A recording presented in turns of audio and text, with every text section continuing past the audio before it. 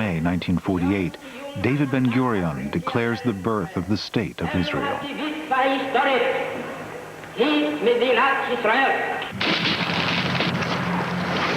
But as Israelis celebrate, they're plunged into war. They have to defend themselves against 5 Arab nations, Egypt, Syria, Iraq, Jordan, and Lebanon, who launch an attack.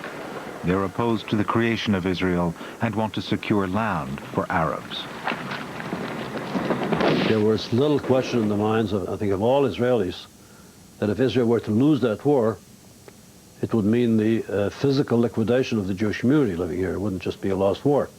It would be the end of the Jewish community.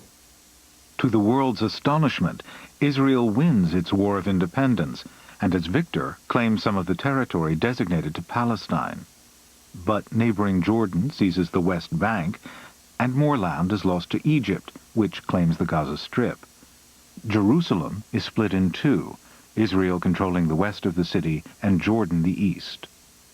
With the creation of Israel, the priority is to give dispossessed Jews a home. 900,000 arrive from Arab countries alone. Thousands more pour in from every corner of the globe.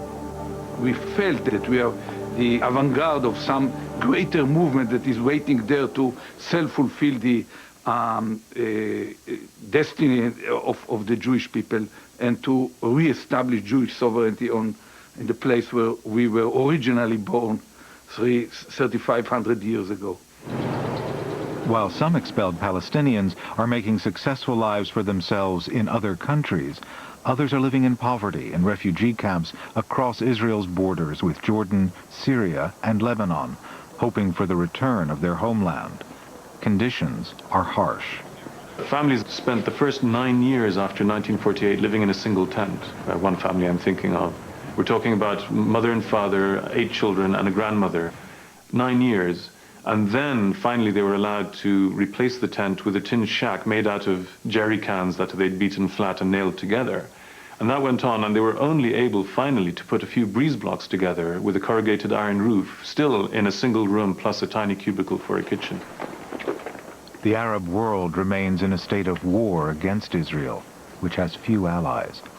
Determined to defend her land, millions of dollars are spent on building an elite force. Every Israeli serves in the army for a month a year. France and Britain supply weapons to Israel. Czechoslovakia arms Egypt, which alarms Israel. In 1956, a crisis erupts over the Suez Canal, a vital shortcut for ships traveling to Europe from the rest of the world. Britain and France are major shareholders, and when Egypt nationalizes the canal, they promise to give more aid to Israel if she backs them. So Israel goes to war against Egypt. A ceasefire is agreed, but there would be no lasting peace between Arab and Jew, while Palestinians remain stateless.